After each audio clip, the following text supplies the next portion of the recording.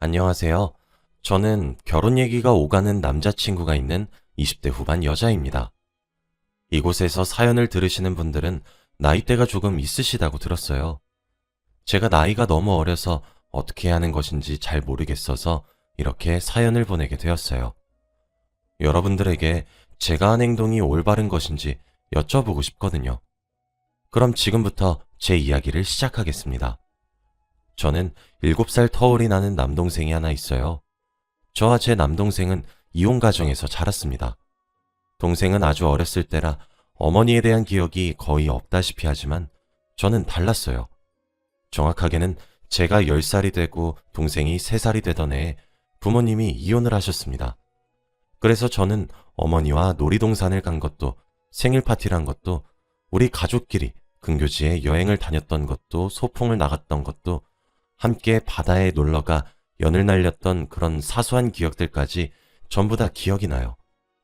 아버지는 제 이야기를 들으시며 한 번씩 놀라시고는 합니다. 너 어떻게 그걸 다 기억하니? 하시면서 말이에요. 그 정도로 어머니에 대한 기억을 제가 생각보다 많이 하고 있습니다. 아마 무의식 중에 저는 어머니의 빈자리가 많이 그리웠는지도 몰라요. 저희 아버지는 여자 문제도 돈 문제도 다른 폭력, 이런 문제들 하나도 없으신 완벽한 아버지상이십니다. 그런 아버지가 어머니와 이혼을 하게 된 이유는 어머니의 종교 문제 때문이었다고 합니다. 사실 순식간에 어머니란 존재를 잃어버린 저로서는 아버지가 너무 많이 미웠어요. 그리고 남자 혼자서 어린 여자아이와 갓난아이의 육아와 직장 생활을 병행하기엔 다소 무리가 있으셨죠. 저희 세 가족은 그렇게 친할머니와 친할아버지와 함께 살기 시작했습니다. 그로부터 지금까지 쭉 5식구로 함께 살고 있어요. 처음엔 제게 엄마를 뺏어간 아버지를 정말 많이 원망했습니다. 그러던 10살의 어느 날 밤 잠을 자다가 화장실이 가고 싶어 눈을 뜨게 된 날이 있었어요. 식탁에 홀로 앉아 물 한 병과 소주 한 병을 연거푸 마시며 눈물을 뚝뚝 흘리는 아버지의 모습과 그런 아버지의 곁에 함께 앉아 아버지의 등을 어루만져주며 껴안아주는 할머니의 모습, 마지막으로 한숨을 내쉬며 차마 아버지의 축 처진 모습을 똑바로 바라보지 못하는 할아버지의 모습까지 보게 되었습니다. 그때 본능적으로 알게 된 것 같아요. 아버지께 어머니를 빼앗아 갔다고 원망하면 안 된다는 사실을 말이에요. 그날 세 사람의 모습이 제게 충격으로 다가온 것인지 아직까지도 생생하게 그날 밤 부엌에서 흐느끼는 소리와 함께 장면이 기억나거든요. 아버지는 직장 생활도 하셨지만 그 와중에도 저와 남동생에게도 최선을 다해 시간을 보내려고 노력하셨어요. 지금 생각해보면 아빠도 겨우 30대였는데 대단하신 분이시죠. 아버지의 사랑과 할머니와 할아버지의 사랑으로 저와 제 남동생은 잘 컸습니다. 그리고 저는 제가 성인이 되던 해에 아버지의 이혼에 대해 진실을 듣게 되었어요. 그 이전까지는 제가 제대로 이야기를 받아들이지 못할까 염려가 되셔서 얘기해주지 못했다고 하시더라고요. 아버지는 어머니의 종교적인 문제로 이혼을 했다고 합니다. 흔히 사이비라고도 말을 하곤 하죠. 어머니는 가정적이셨고 자상한 분이셨다고 해요. 하지만 어느 순간부터 돌변하셨다고 합니다. 매일 늘어가는 거짓말들도 힘들었지만 무엇보다 가정을 등한시하셨다고 하더라고요. 그러던 도중에 어머니는 아버지께 이사를 제안하셨다고 해요. 아버지의 직장 문제도 아니었고 당시 살고 있었던 집에 문제가 있었던 것도 아니지만 말이죠. 심지어 어머니가 이사를 주장하셨던 아파트는 3km 정도 떨어진 곳에 위치해 있었다고 하더군요. 투자의 가치와 터가 좋다며 주장하는 어머니의 말에 아버지는 전적으로 따랐다고 했죠. 하지만 이사 후 어머니는 좀 더 노골적으로 가정을 뒷전으로 생각하셨다고 했습니다. 그러던 어느 날 아버지가 외근을 했던 날이었는데 모처럼 일이 빨리 끝나서 집으로 이른 귀가를 하셨대요. 낮에 말이죠. 그런데 집에 돌아와 보니 저희 집이 복음을 하는 방으로 변해 있었다고 하더군요. 그리고 그 곁에 저와 제 남동생까지 붙잡아 앉혀 성경을 읽게 하는 모습에 아버지는 크게 놀라셨고 바로 그 모임을 해산시켰다고 합니다. 그때부터 어머니와 아버지는 눈만 떴다 하면 싸우기 시작하셨어요. 아버지는 어머니께 제정신을 차려달라고 수차례 요구하셨지만 어머니는 받아들이지 않으셨죠. 아버지는 그 이후 어머니가 사용하시는 돈들을 추적했고 증거를 찾았죠. 어머니가 하셨던 모든 거짓말들은 다른 사람들을 사이비 종교에 끌어들이기 위해 포교 활동을 하기 위한 말들이었고, 그 종교단체에 아버지가 피땀 흘려 벌어오는 돈들을 쏟아붓고 있었고, 그걸로도 모자라 대출까지 받은 돈도 갖다 바쳤다고 하더군요. 아버지는 그래도 어머니를 포기하려고 하지 않으려고 했다고 합니다. 저희 남매가 많이 어렸고 특히 제 남동생에게 엄마의 손길은 너무 필요해 보였으니 이혼을 할 순 없었다고 해요. 그런데 그런 아버지의 간섭이 어머니를 귀찮게 했나 보더군요. 어머니는 아버지를 유책 배우자로 만들기 위해, 아버지를 가정을 파기한 사람으로 만들기 위해 노력했다고 합니다. 어머니의 신고를 받고 달려온 경찰에게 꼼짝없이 아버지는 가정폭력범이 될 뻔했죠. 그때 제가 아니에요. 아빠는 가만히 있었어요. 엄마가 아빠를 때렸단 말이에요. 라고 진술을 해서 아버지는 누명을 벗으셨죠. 그 일을 계기로 아버지는 어머니와 이혼을 감행하셨고 저희의 양육권도 가져왔어요. 아버지의 말을 듣고 있으니 수면 아래에 가라앉아 있었던 옛날 기억들이 스물스물 나더라고요. 저희 집에 경찰이 왔었던 것과 어머니가 항상 작은 책을 들고 다니며 중얼중얼 주문 외우듯 하고 있던 것, 그리고 그런 어머니께 놀아달라고 칭얼거리면 눈물이 쏙 빠지게 혼이 났던 그런 기억들 말이에요. 성년의 나이가 되고 나서야 아버지가 왜 그 늦은 밤중에 할머니와 할아버지 앞에서 눈물을 쏟아내게 되었는지 알게 되었습니다. 저는 그런 아버지가 안타까웠고 존경스러웠어요. 아버지는 그날 바르게 자라주어서 제게 고맙다고 하며 저를 꼭 안아주셨습니다. 그게 벌써 6년도 더 된 일이에요. 아버지에게 모든 사실을 전해 듣고 난 뒤 종교에 미쳐 저희를 버린 엄마의 존재를 저는 부정했습니다. 아버지와 어머니는 협의 이혼을 하셨는데 양육권도 아버지에게 떠맡기다시피 하셨고 양육비도 지급하지 않겠다고 하셨대요. 엄마의 빈자리가 많이 그리웠었지만 그 정도로 뻔뻔한 사람이 제 엄마란 사실을 부정했습니다. 저는 현재 괜찮은 직장에서 또래에 비해 넉넉한 돈을 벌고 있어요. 제 남동생은 곧 고등학교 졸업을 앞두고 있는데 저보다 공부머리가 있어서인지 몰라도 저보다 더 좋은 수도권의 한 4년제 대학교에 입학했습니다.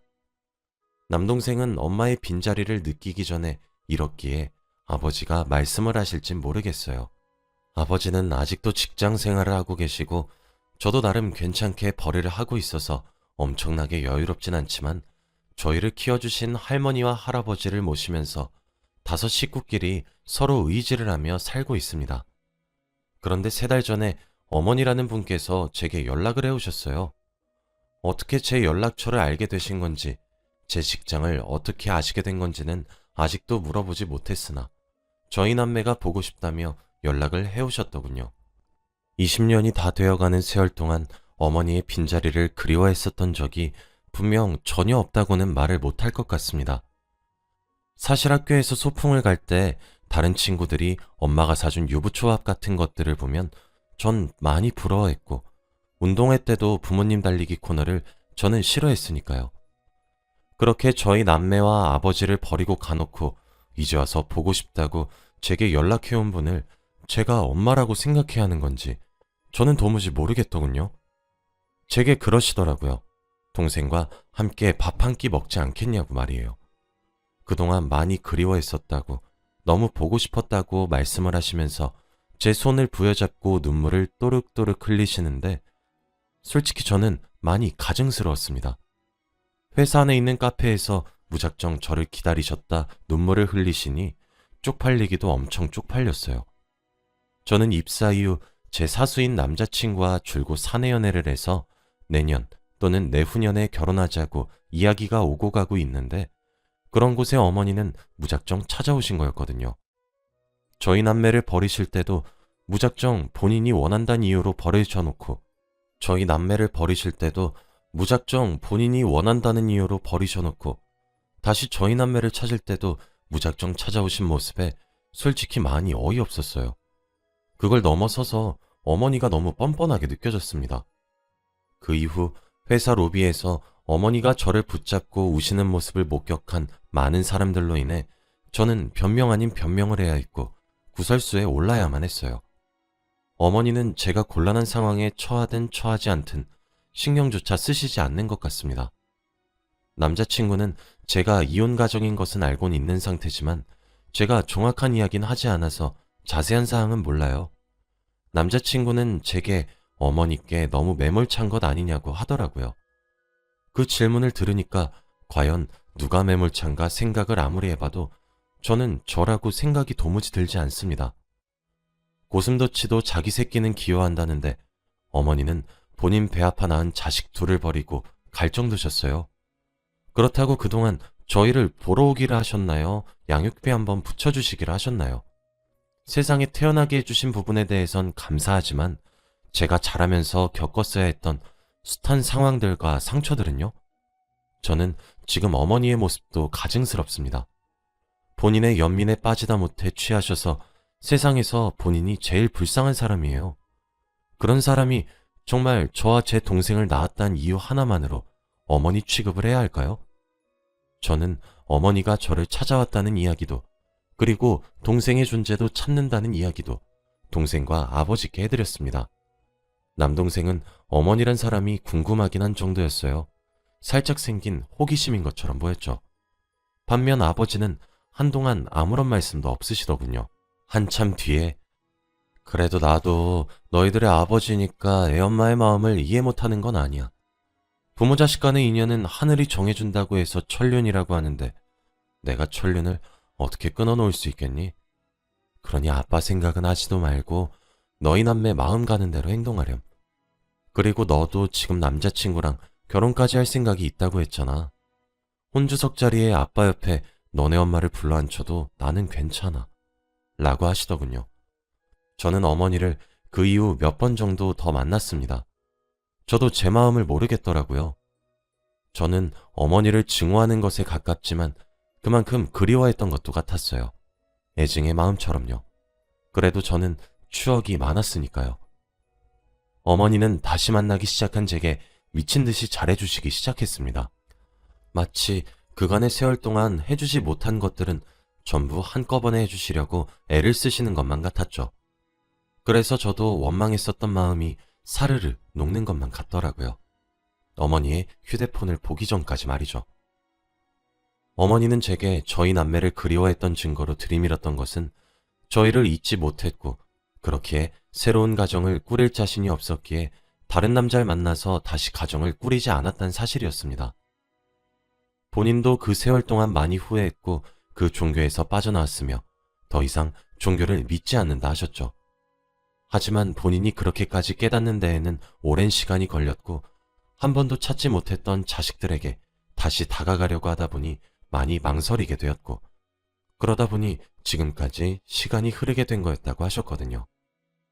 그날도 퇴근길에 어머니 집에 휴지가 다 떨어졌다는 사실이 기억이 나서 휴지를 사서 가져다만 주고 저는 집으로 가려고 했어요. 저는 항상 어머니 집에 가야 할 때면 어머니께 오늘 들리겠다고 미리 연락을 드리고 찾아뵈었거든요. 하지만 그날은 제가 일하는 것이 너무 바쁘기도 해서 깜빡 잊고 연락을 드리지 못했습니다. 그래도 뭐 별일 있겠나 싶어서 가볍게 넘긴 것도 같아요. 그런데 저는 어머니의 집에 다다랐을 때 정말 기가 막혔습니다. 어머니는 아버지와 이혼을 하신 후 10평 정도 되는 소형 아파트에서 홀로 생활을 하신다고 하셨어요. 그런데 어머니네 집 현관문 너머로 성경을 외우는 소리가 들리고 있더라고요. 종교를 더 이상 믿지 않는다는 어머니네 집안에서 말이에요. 저는 문 앞에서 초인종을 눌러야 하는 건지 말아야 하는 건지 너무 당황스러웠습니다. 그런데 옆집에서 한 아저씨가 화를 내며 나오고 그 뒤를 아내로 보이시는 아주머니가 따라 나와 아저씨를 말리시더라고요. 아저씨는 어머니가 사시는 405호에 한 소리 하고 오겠다고 성을 내시는 중이셨고 아주머니는 그런 아저씨를 말리며 괜히 엮였다 큰일 당하면 어쩌냐고 발을 동동 구르고 계셨어요. 저는 그 부부께 여쭙습니다. 자주 저러시나요? 라고요. 제게 돌아온 답은 기가 찼습니다. 매일 낮이며 밤이며 가리지 않고 저러는데 미칠 것만 같다고 하소연을 하셨거든요. 그러면서 저희 어머니를 여편네라 칭하시면서 저 여편네 자식들이 불쌍하대요. 그 자식 중 하나인 제가 물어보고 있었던 사실은 꿈에도 모르셨겠죠. 저는 그대로 발길을 돌려 집으로 돌아왔습니다. 그런데 곰곰이 생각해보니까 어머니가 굳이 그렇게 종교를 그만뒀다고 속이면서까지 제게 연락을 했을까? 라는 사실이 좀 말이 안 맞다는 생각이 들더라고요. 전 그 주 주말 어머니께 둘이서 밖에서 외식을 하자며 월급을 탔으니 옷 한 벌 사주겠다고 약속을 잡았고 주말에 어머니를 만났습니다. 어머니는 기분이 좋아지셨는지 저와 먹는 저녁 자리에서 잘 드시지도 않던 소주를 시켜서 연거푸 마시기도 하셨죠. 어머니를 집에 데려다 드린 후 저는 어머니가 잠드신 틈을 타서 어머니의 휴대폰을 열어보았습니다. 네, 저희 어머니는 정말 순수한 의도로 제게 접근하신 게 아니었어요. 사이비 종교를 여전히 믿고 계셨고 어머니 혼자서 버는 돈으로는 모자랐는데 이젠 그 돈들마저 떨어지고 나니 제가 생각이 나셨나 보더라고요. 이제 제가 돈을 벌 나이니까요. 소위 말해 자식 등쳐먹으려고 제게 연락을 한 것이었죠. 그리고 저로도 모자라 대학을 졸업하고 취업을 하게 될 제 남동생의 돈까지 노리고 있더군요.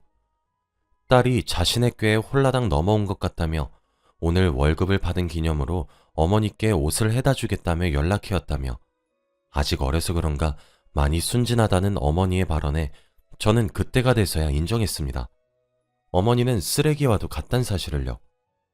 저는 어머니께 모든 사실을 알게 되었고 어머니의 휴대폰으로부터 그 자료들을 받아 저장해 두었으니 더 이상 내 눈에도 내 동생의 눈에도 더 나아가 우리 가족 모두의 눈에 띄지 말고 살라는 편지를 한 통을 남기고 어머니와 연락을 끊었습니다. 저는 아버지와 동생에게도 모든 사실을 말해주며 찍어놓은 어머니의 휴대폰 속 대화들을 보여주었고 아버지는 격노하셨어요. 동생도 어이없어 하더군요. 그날 이후 어머니는 제게 미친 듯이 전화와 문자를 하기 시작했습니다. 어떻게든 연락을 한번 취해보겠다는 의지가 느껴진 정도였어요. 그걸로도 모자라 다시 회사에 찾아오려고 하시더군요. 회사 내 보안업체에 출입을 금해달라 요청도 했습니다. 아버지와 남동생은 제게 괜찮다며 오히려 위로를 해주고 있지만 제 마음은 그렇지 않은 것 같아요. 너무 서럽고 어떻게 부모란 인간이 자식에게 저렇게까지 뻔뻔하게 행동할 수 있는 건가 싶고 너무 분통이 터집니다. 아버지는 어머니를 보지 않고 사는 것이 가장 큰 복수라고 하는데 정말 그런 걸까요? 사실 그렇게 어머니의 이중적인 면모를 알게 된 이후로 시간이 많이 흘렀지만 저는 상처를 많이 받게 된 것 같아요. 아마 기대했던 어머니의 모습과 너무 많이 달라서 더 큰 상처로 다가온 것 같아요. 아무리 과거에 잘못을 저질렀다고 하더라도 저는 오랜 세월이 지나 어머니가 변했을 줄 알았는데 씁쓸함과 분함만 남아있네요. 저는 앞으로 어떻게 해야 할지 잘 모르겠어요. 지금 이 순간에도 어머니는 제게 문자로 모든 것이 오해라고 한 번이라도 자신의 말을 들어줄 순 없냐고 연락해오고 계세요. 저는 아버지의 말대로 이제 더 이상은 보고 살지 않으려고 합니다. 이게 정말 맞는 방법인지 모르겠어요. 시간이 지나면 괜찮아지기를 바라는 마음뿐이에요. 제가 겪은 이 상처도 언젠간 웃으면서 이야기할 수 있는 날이 오겠죠? 제 이야기는 여기까지입니다. 긴 이야기를 들어주셔서 감사합니다. 요즘처럼 불안하고 모두가 힘든 시기에 다들 힘내시길 바라고 좋은 일만 가득하시길 바래요. 다들 건강